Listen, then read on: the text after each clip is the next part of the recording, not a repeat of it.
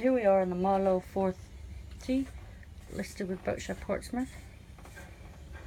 Just stood in the saloon, having come down the companionway. Just bringing you across to the galley. Lovely big saloon table. And bring you across the companionway over to the nav station, where you can see the pictures of the fridge. Walking through, loads of nice storage on this boat. Lovely, beautiful woodwork. And into the forepeak.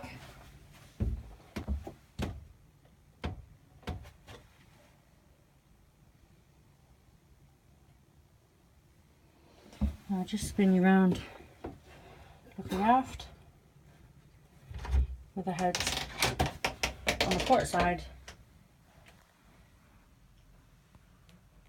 Holding tank located in the storage cupboards behind. And the head's just here.